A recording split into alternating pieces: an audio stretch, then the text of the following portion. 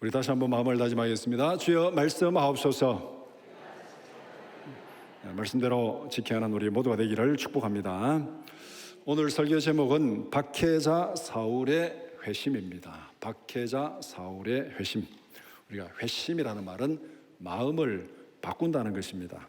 우리가 살아가는 방향을 바꾸는 것입니다. 가던 길을 돌아서서 가는 것, 하나님께 불순종하는 방향에서 하나님께 순종하는 방향으로 돌아서는 것, 이것이 회심입니다.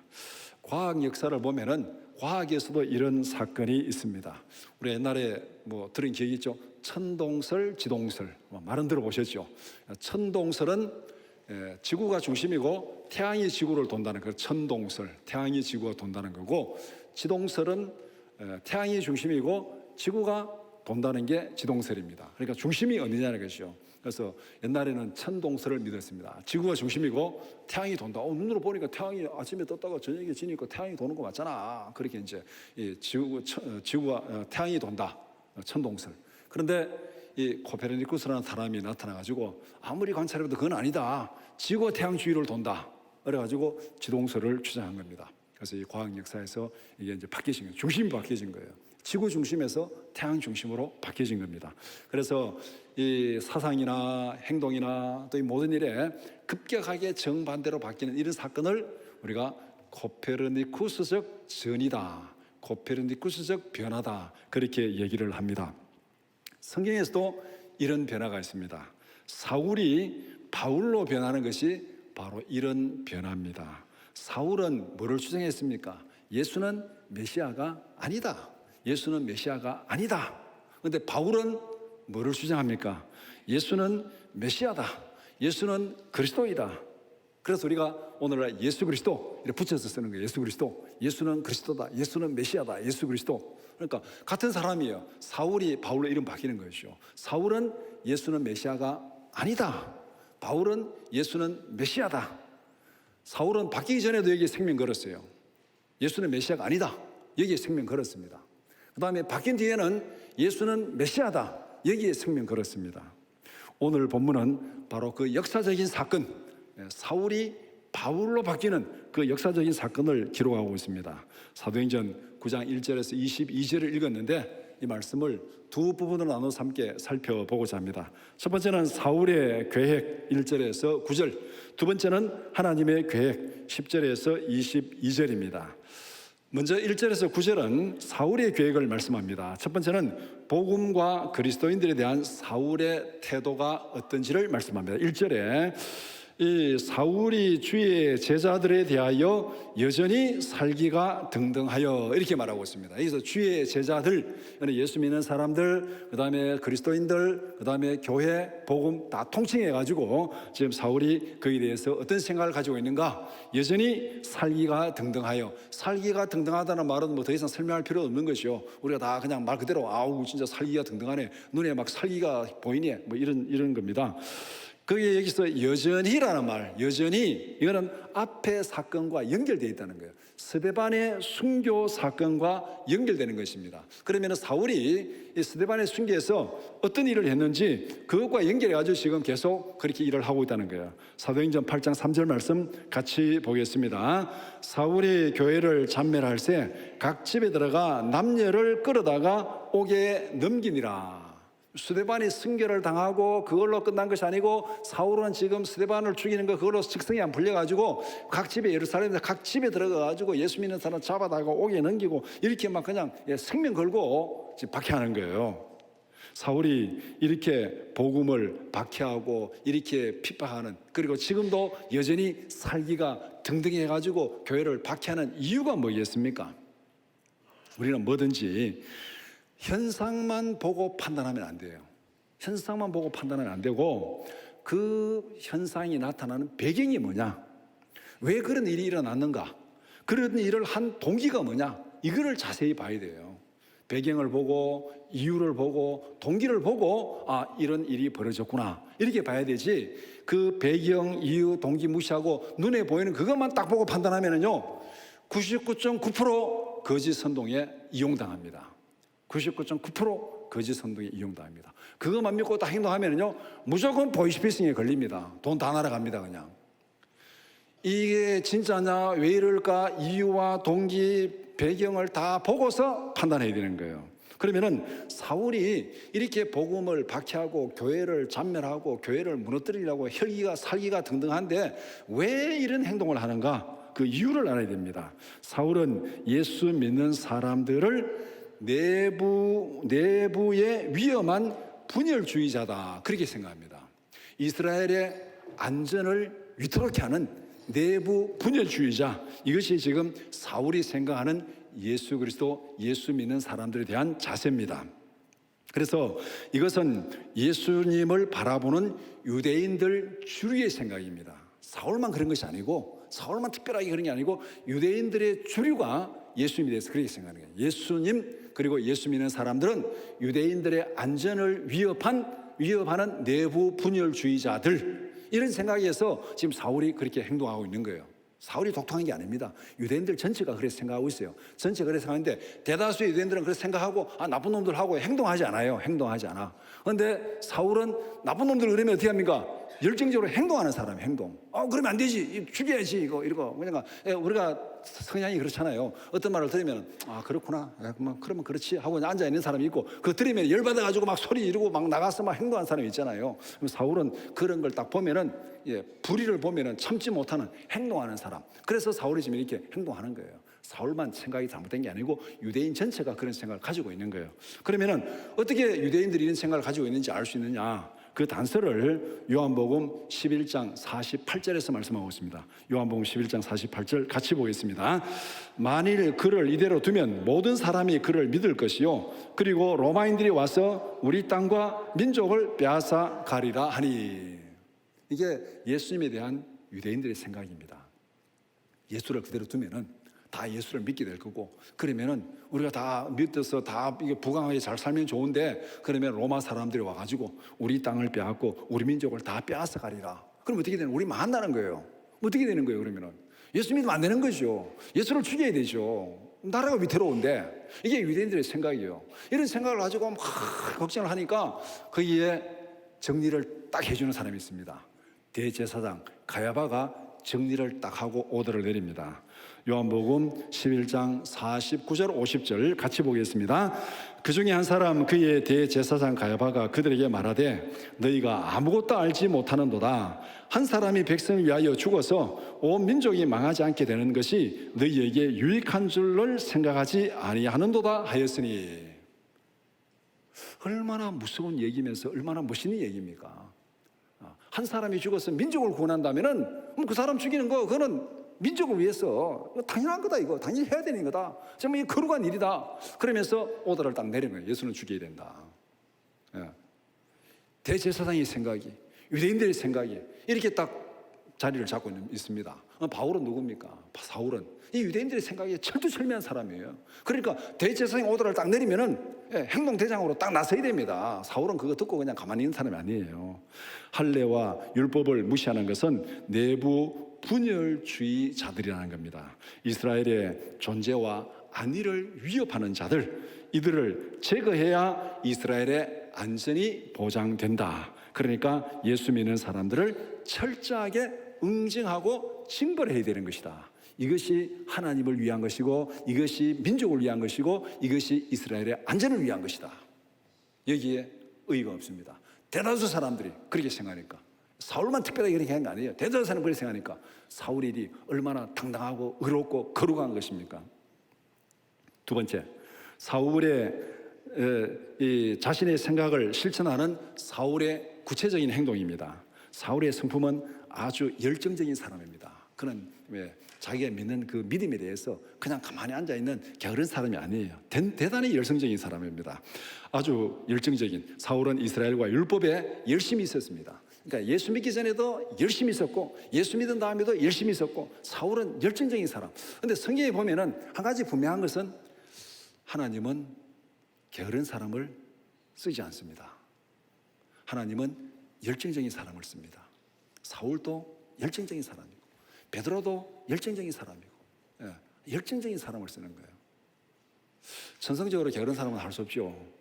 저도 좀 상당히 게으른 쪽에 속하는데, 성품이 참 우리가 성령의 은혜를 구해야 됩니다. 성령의 열정을 달라고 구해야 됩니다. 하나님은 게으른 사람 쓰지 않습니다. 가만히 앉아있는 사람 쓰지 않습니다. 한 달란트 받은 사람 하나님 쓰지 않습니다. 그냥 쫓아내버립니다. 사울이 얼마나 열정적인 사람인가? 빌립보서 3장 5절 6절 같이 보겠습니다. 나는 8일 만에 할례를 받고 이스라엘 족속이요 베냐민 지파요 히브리인 중에 히브리인이요 율법으로는 바리새인이요 열심으로는 교회를 박해하고 율법의 의로는 흠이 없는 자라. 자기가 자기를 고백하는 거예요. 내가 이렇게 철두철미한 유대인이었고 율법에 흠이 없고 교회를 박해하고 내가 둘째가 라면 새로운 이런 열심 있는 사람이다. 사울의 열정이 내부 분열주의자들을 그대로 두고 볼 수가 없었습니다. 성도들을 박해하는 일에 자발적으로 발벗고 나섰습니다. 그래서 대제사장에 가서 다메섹 여러 회당에 갈 공문을 요청했습니다. 그리고 남녀노소 성도들을 예루살렘으로 잡아오기로 결심하고 실행합니다. 누가 시키지 않았어요. 자기가 하는 거예요. 쉽게 얘기하면은 이스라엘과 율법에 대한 열심이 이렇게 행동하도록 만들었습니다. 이스라엘의 안전을 위협하는 내부 분열주의자들을 제거하는 거룩한 일에 지금 바울이 발벗고 나선 겁니다. 얼마나 의롭고 얼마나 떳떳한 일이겠습니까?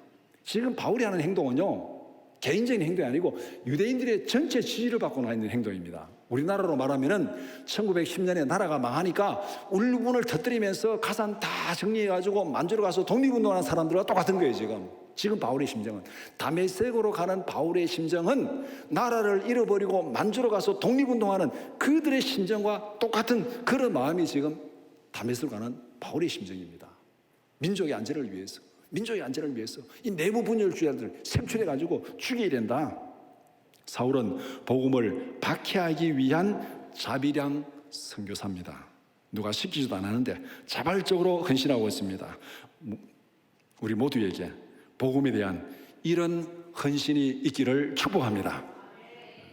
사울은 복음을 박해하는데 자발적으로 나선 헌신한 사람이었는데 우리는 예수를 믿고 지금 이 시간 예배하고 있잖아요. 하나님 앞에 복음에 대한 이런 자발적인 헌신이 있기를 축복합니다. 물론 이게 우리 힘으로 안 돼요. 성령이 역사하셔야 됩니다. 성령이 우리한테 역사하셔서 성령의 은혜를 주셔서 성령의 부흥을 주어서 우리가 그냥 한 달란트 받은 사람 안진뱅이처럼 앉아가지고 그렇지 고개만 끄덕끄덕하는 게 아니라 정말 손과 발로 행동하는 그리스도인들이 되기를 축복합니다. 세 번째는 다메섹으로 가던 사울이 경험한 충격적인 사건입니다. 거룩하고 의롭고 떳떳한 길을 가던 사울이 충격적인 사건을 경험합니다.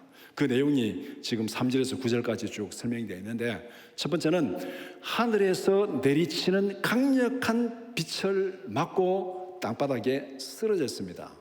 이거 길게 설명할 거 없어요. 벼락 맞은 거예요. 벼락 딱 맞고 쓰러진 겁니다. 독일에 가면은 이 들판에 비석이 하나 서 있습니다. 그 비석이 뭐냐면은 마틴 루터가 하나님 앞에 벼락을 맞고 돌아서는 그 역사적인 장소예요. 루터가 아버지의 뜻을 따라서 법학을 공부했습니다. 법학을 공부해서 변호사가 되기 위해서 법학을 공부하는데 계속 공부하는 중에 이 사제가 되라는 이 감동이 마음에 계속 왔는데 주위에서도 반대하고 자기도 그렇고 그래서 사제가 되라는 그것을 거역하고 계속 법학을 공부하고 그렇게 이렇게 마음이 갈등하고 있다가 방학이 돼가지고 이제 부모의 집으로 돌아가는데 들판에서 소나기를 만나고 벼락을 맞았습니다. 벼락을 맞고 땅에 딱 쓰러져가지고 유도가 하나님 사제가 되겠습니다. 사제가 되겠습니다. 그 자리에서 사제가 되겠습니다. 그래서 거기에 비석이 하나 서 있어요. 시인 가면은. 제가 언제가 말씀드렸죠. 종교개혁 성지순례 꼭 가보시기 바랍니다. 이스라엘 성지순례 가고 종교개혁 성지순례 가고 선교지에 가고 그 다음에 여러분들 가고 싶은데 가시기 바랍니다. 벼락을 맞고 땅에 쓰러진 거예요. 그 다음에 하늘로부터 음성이 들렸습니다. 4절 말씀, 사울아 사울아 네가 어찌하여 나를 박해하느냐. 하나님께서 벼락을 딱 쳐가지고 땅에 딱 쓰러뜨려 놓고 지금 시작하는 거예요. 우리가 뭐 그냥 살만하면 말하면 막 이렇게 거절할 수 있잖아요. 한 방 빡 때려가지고 딱 땅에 뻗어지게 만들어 놓고 말하면 그게 저항할 수 있습니까? 딱 그래 놓고 개구리 딱 잡아서 팍 치면은 해놓고 지금 얘기하는 거예요. 사울아 사울아 네가 어찌하여 나를 박해하느냐. 사울이 그 음성을 듣고 질문합니다. 내가 누구를 박해한다는 거다? 내가 누구를 박해한다는 거야? 5절에 대답하되 주여 누구시니까? 누구시니까? 나는 하늘에서 이런 책망을 들을 정도로 박해한 사람 없습니다. 누구십니까? 도대체 이렇게 질문한 거예요. 사울의 질문에 하늘에서 답변이 들립니다. 5절 6절 나는 내가 박해하는 예수라. 너는 일어나 시내로 들어가라. 내가 행할 일을 행할 것을 내게 이를 자가 있느니라. 나는 네가 박해하는 예수라. 지금 사울이 누구를 박해하는 겁니까? 예수 믿는 사람을 잡아다가 옥에 가두려고 간 거잖아요. 그런데 예수님은 사울에게 뭐라 합니까? 네가 나를 박해하는 거다. 나를 박해하는 거다. 앞에 대제사장 갈바가 뭐라 그랬습니까? 예수를 죽여 없애라. 그 얘기나 지금 사울이 예수 믿는 사람을 잡아서 박해하는 거나 예수님 똑같이 보는 거예요. 네가 나를 박해하는 거다. 그러니까 너는 다메섹으로 들어가라. 앞으로 네가 할 일이 뭔지를 내가 가르쳐 주리라. 그렇게 답변을 합니다. 사울은 다른 사람에 이끌려서 다메섹으로 들어갑니다. 앞이 안 보여요. 이제 앞이 안 보이고 다른 사람에게 이끌려가지고 다메섹으로 들어갑니다. 사울이 뭔가를 할 수 있습니까? 지금 아무것도 할 수 없어요. 쉽게 말하면 눈알이 뽑힌 포로가 된 겁니다. 이게 정확한 표현이잖아요. 눈알이 뽑힌 포로가 된 거예요. 앞을 볼 수가 없어서 이제는 아무것도 같은 사람에 이끌려가지고 지금 포로가 돼서 예수 믿는 사람을 잡아서 감옥에 가두겠다고 살기가 등등해서 지금 다메섹으로 가는데 가는 중에 지금 눈알이 뽑히고 지금 포로에 쇠사슬에 묶여가지고 질질 끌려가는 이 모습이 지금 사울의 모습입니다. 그래서 다메섹에 들어갔어요. 들어가서 어떻게 하고 있습니까? 3일 동안 식음을 전폐하고 있습니다. 먹지도 못해요. 뒤에 보면 뭐 하고 있습니까? 여기서 기도하고 있다. 여기 보면 유다의 집에서 기도하고 있다. 그렇게 얘기하고 있잖아요. 3일 동안 식음을 전폐하고 앞도 못 보고 유다의 집에 갇혀가지고 사울이 기도하고 있습니다. 이게 뭡니까? 이게 죽음을 경험한 거예요. 이 다메섹의 3일은 성경에서 요나의 물고기 뱃속 3일, 예수님의 무덤에서 3일 똑같은 거 이게 죽음을 경험하는 겁니다. 그러면은 정확하게 말해서 이 유다의 집에 있는 사울의 3일은 물고기 뱃속에 있는 요나의 3일과 똑같습니다. 요나가 어떻게 했습니까? 하나님이 니느웨 가서 복음을 전하라니까 그건 할 수 없어. 절대 그건 안 됩니다 하고 도망을 쳤잖아요. 도망쳐? 하나님께서 풍랑을 보내가지고 팍 쳐가지고 물고기 뱃속에 잡아 넣어버렸잖아요. 거기서 3일 동안 요나가 하나님 앞에 회개하며 기도합니다. 하나님 잘못했습니다. 하나님 정말 잘못했습니다. 정말 내가 잘못했습니다. 한 번만 살려주세요. 그 기도가 오늘 이 사도행전에 기록되지 않았지만 사울의 기도와 똑같은 거예요. 이게. 사울이 뭘 기도했겠냐? 똑같은 기도입니다. 이게. 예수를 박해하다가 팍 쳐가지고 지금 이게 앞도 못 보고 지금 포로로 잡혀 있잖아요. 뭐 기도했겠습니까? 하나님 잘못했습니다. 예수님 잘못했습니다. 한 번만 살려주세요. 그 3일 동안 이제 기도하고 있는 거예요. 간단히 정리하면은 사울은 성령의 벼락을 맞고 성령의 포로가 되어서 3일 동안 죽음을 경험했습니다. 이렇게 해서 사울의 계획은 완전히 실패했습니다. 남을 잡고 가네. 자기가 지금 잡혀 있는데 죽음 앞에서 사울에게 남아있는 것이 무엇입니까? 죽음을 경험한 죽음 앞에서 사울이 남아있는 게 뭐예요? 아무것도 없어요. 아무것도 없습니다. 죽음 앞에서 사울의 모든 계획은 다 무너졌습니다. 이것이 사울의 계획이 맞이하는 마지막 종착점입니다. 하나님이 보여준 게 뭡니까? 너 그 길로 계속하면 마지막에 이렇게 되는 거야. 이렇게 되는 거야. 그러니까 죽음과 멸망으로 가는 사울을 돌려 세운 것이 하나님의 은혜인 줄 믿습니다. 그대로 놔두면은 마지막에 이렇게 되는 거예요. 근데 마지막에 이렇게 되기 전에 하나님께서 성령의 벼락을 쳐가지고 돌려 세운 겁니다. 그 길로 가지 마라. 그 길로 가면 죽음의 길이다. 멸망의 길이다. 사울은 나중에 고난 가운데서도 이 은혜를 구구절절히 고백합니다.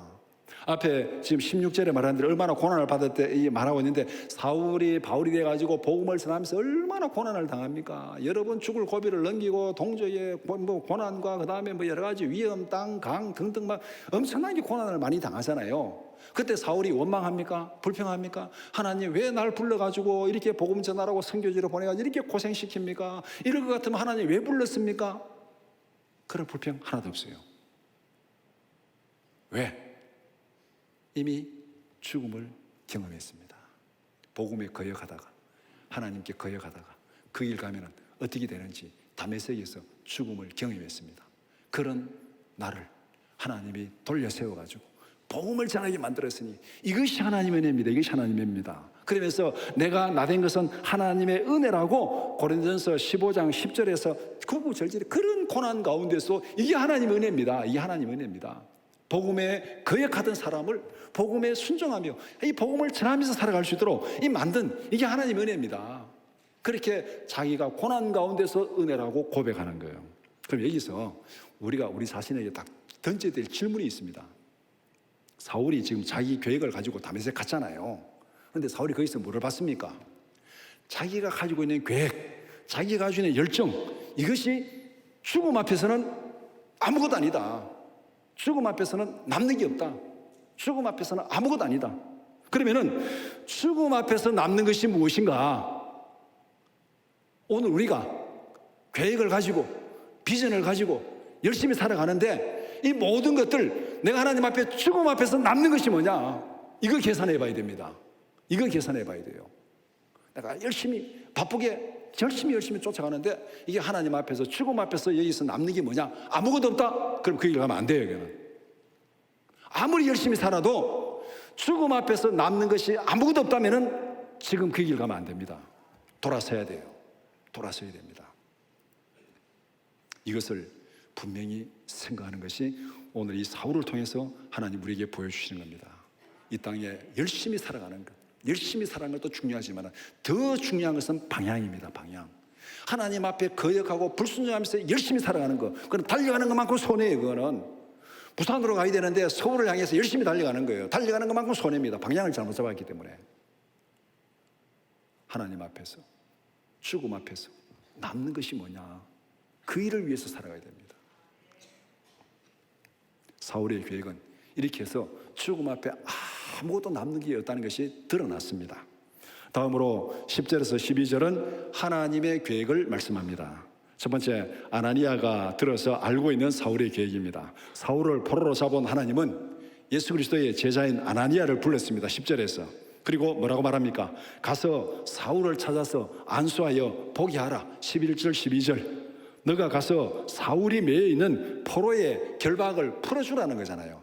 내가 사울을 꽁꽁 묶어가지고 지금 유다의 집에 딱 가다 놨는데 아니야, 너가 가서 풀어줘라. 너가 가서 풀어줘라. 하나님이 다 할 수 있어요. 근데 아나니아를 보내잖아요. 하나님이 아나니아를 보내는 거예요. 여기에 또 하나님의 중요한 계획이 있습니다. 하나님의 말씀을 들은 아나니아는 펄쩍 뜁니다. 하나님, 그것은 안 됩니다. 그가 어떤 사람인지 우리가 다 알고 있습니다. 다 들어서 알고 있습니다. 하나님 그거 모릅니까? 아나니아는 자기가 들은 그 사울의 계획을 얘기하면서 하나님 그건 안 됩니다. 13절 14절 예루살렘에서도 이거 엄청난 악행을 행했고 그 일을 하기 위해서 다메섹에 왔는데 지금 나보고 그리로 가라는 겁니까? 사울의 계획이 다메섹에 다 퍼졌다는 얘기잖아요. 2절에서 밝힌 사울의 계획이 예루살렘과 다메섹에 다 퍼졌습니다. 사울의 계획을 알고 있는 아나니아는 그렇게 할 수 없다고 말합니다. 죽음의 자리에 자기 발로 스스로 가라는 것입니까? 이건 안 됩니다. 아내가 그렇게 거절하는 거예요. 하나님의 부르심이, 하나님의 심부름이 때로는 우리에게 죽음의 자리로 가는 것처럼 보일 수도 있습니다. 하나님 우리에게 어떤 것을 명령하시고 시키는데 하나님 그건 아닙니다. 이건 죽음의 자리입니다. 이건 손해보는 자리입니다. 힘든 자리입니다. 고난의 자리입니다. 그거 안 됩니다.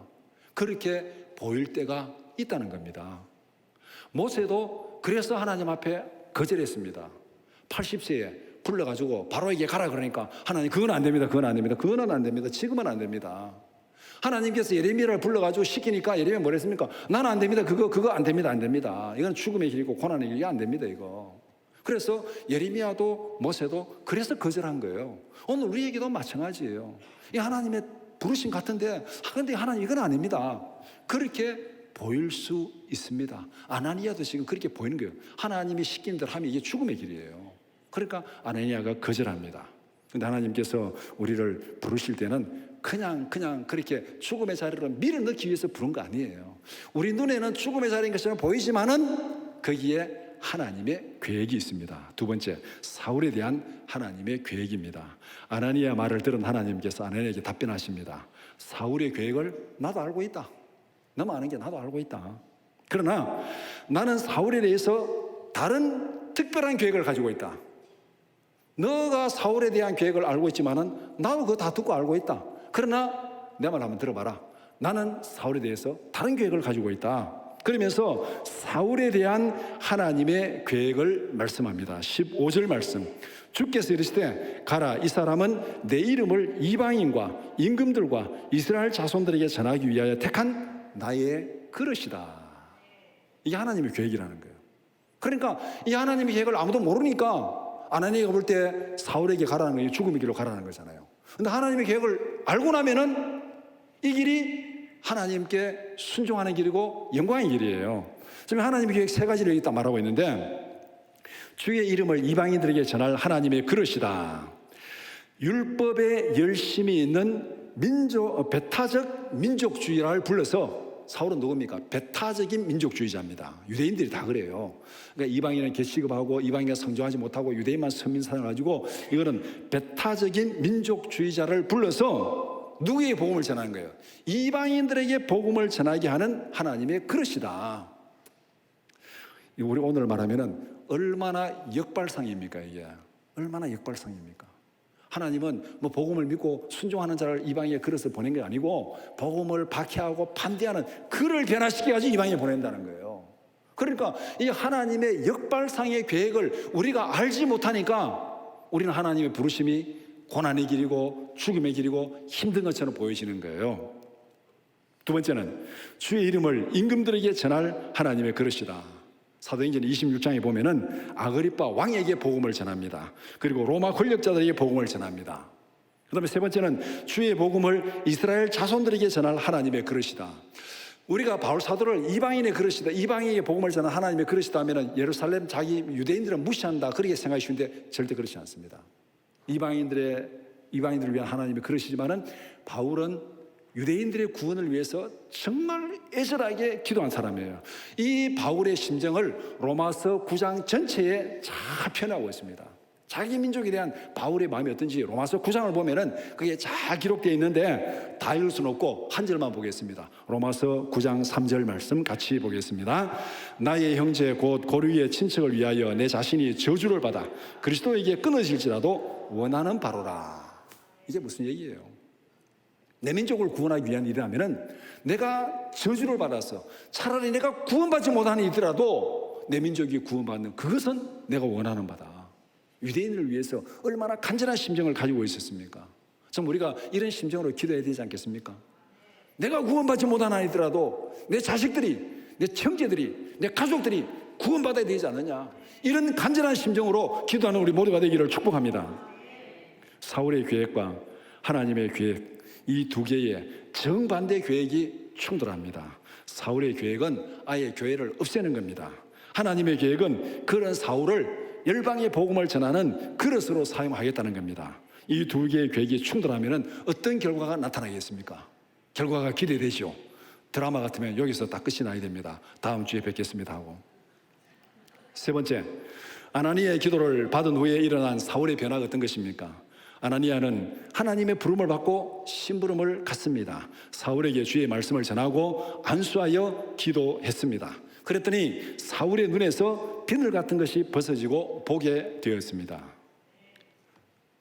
이 내용을 쭉 보면은 17절에서 22절 사울의 변화. 첫 번째, 사울은 성령의 결박에서 풀려났습니다. 하나님이 살기등등한 사울을 확 묶어놨잖아요. 묶어가지고 3일 동안 죽음을 경험하게 하고 3일 동안 절절히 항복을 받고 3일 동안 절절히 회개의 기도를 하게 나서 그 다음에 풀어준 거예요. 때로는 우리가 하나님께서 이런저런 일들로 우리를 묶어놓을 때가 많이 있잖아요. 때로는 건강으로 묶어놓고, 때로는 경제적인 일로 묶어놓고, 이런저런 묶어가지고 하나님 앞에서 막 기도하게 하잖아요. 기도하게 하고 나서 그 다음에 하나님께서 어느 정도 가지고 다 풀어주시잖아요. 그와 마찬가지로 하나님께서 지금 사울을 딱 결박시켜 놓고 3일 동안 지금 주랑복하게 만들고 회개하게 만들고 그 다음에 아나니아를 보내가지고 그 결박을 딱 풀어줍니다. 하나님은 이 일에 아나니아를 사용하셨습니다. 공동체 안에서 각자가 할 일이 있습니다. 하나님은 어떤 사람을 부를 때 독불장군으로 부르지 않습니다. 공동체를 통해서 부르시고 공동체를 통해서 사용하시고 거기에서 공동체 안에서 각자가 할 일이 있습니다. 사울이 할 일이 있고 아나니아가 할 일이 있고 베드로가 할 일이 있고 그 다음에 앞에 스데반이 할 일이 있고 각자가 할 역할이 다 있습니다. 오늘 우리에게도 마찬가지입니다. 각자가 공동체 안에서 할 일이 있습니다. 그다음 두 번째, 다메섹에 있는 제자들과 며칠을 함께 하며 교제했습니다. 성도들의 공동체 안으로 들어왔습니다. 잡아서 죽이려는 사람들 속으로 들어온 것입니다. 하나님의 이런 공동체 안에서 공동체를 통하여 이루어진다. 우리가 때로는 가다 보면은 교회가 부패했다, 교회가 타락했다, 그래서 나 교회 가기 싫다, 이런 일 충분히 있을 수 있어요. 이 땅에 교회가 부패하고 타락할 수 있습니다. 그럼에도 불구하고 분명한 것은 하나님은 그래도 교회를 통해서 역사하신다. 이거는 하나님의 변하지 않는 원칙입니다. 왜? 교회는 그리스도의 몸이기 때문에. 교회가 잘못되면은 하나님께서 교회를 고쳐서라도 교회를 쓰십니다. 교회가 잘못됐다고 하나님이 교회를 버리고 다른 거 사용하지 않습니다. 잘못됐으면은 기도하면 돼요. 기도하면은 하나님이 교회를 바꿔주시는 거예요. 사울이 복음에 거역하니까 한가하니까 어떻게 했습니까? 사울을 바꿔서 쓰시잖아요. 사울을 바꿔서 쓰시잖아요. 교회가 부패했다고, 교회가 타락했다고 교회를 떠나서 하나님이 역사하지 않습니다. 하나님은 그럼에도 불구하고 공동체를 통해서 교회가 잘못됐으면은 바꿔서 하죠. 성령의 부흥을 줘서 변화시켜서 하나님이 쓰십니다. 하나님의 이런 공동체 안에서 공동체를 통해서 이루어집니다. 나 혼자 독불장군, 나는 저 사람들과 달라, 나는 거룩한 사람이야, 나는 교회 안 갈래, 나 혼자 있을래. 하나님은 그런 자를 기뻐하지 않습니다. 그럴수록 공동체 안에 들어가서 너가 그 타락한 것을 바꾸라, 너가 변화시키라, 그게 하나님이 우리에게 원하시는 거예요. 세 번째, 즉시로 예수가 하나님의 아들이심을 전파했습니다. 이전에는 예수는 메시아가 아니다, 그리스도가 아니다, 이렇게 주장했어요. 근데 이제는 어떻게 했습니까? 예수는 하나님의 아들이다, 예수는 메시아다, 예수는 그리스도다. 사울은 180도 완전히 달라졌습니다. 사울의 변화에 성도들도 놀라고 유대인들도 놀랐습니다. 하나님은 사울을 이렇게 변화시켰습니다. 하나님의 계획이 사울의 계획을 정반대로 변화시켰습니다. 하나님이 하셨습니다. 아멘입니까? 우리의 계획 가운데도 성령이 역사하시기를 축복합니다. 우리의 계획이 하나님의 계획에 맞다면 하나님께서 그 계획을 더 힘있게, 더 풍성하게 하시고, 우리의 계획이 하나님께 거역하는 것이라면 성령이 바꾸어 주십시오.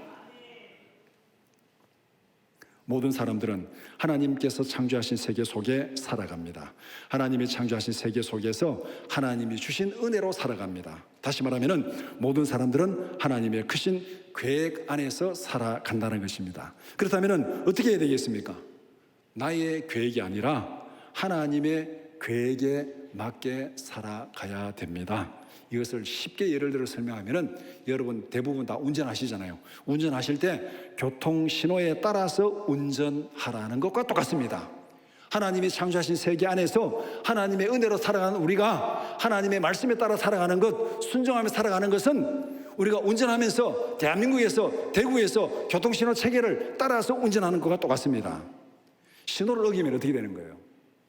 내가 바쁘다고, 내가 약속에 늦었다고, 벌써 5분 늦었는데 이 신호 기다리면 더 늦어지겠다, 빨간불이 왔습니다, 모르겠다, 내가 바쁘니까 갈래 하고 가고, 이게 내 계획이잖아요. 내가 바쁘니까. 그렇게 신호를 어기고 막 자기 마음대로 가면 어떻게 되겠습니까? 사고 나는 거죠.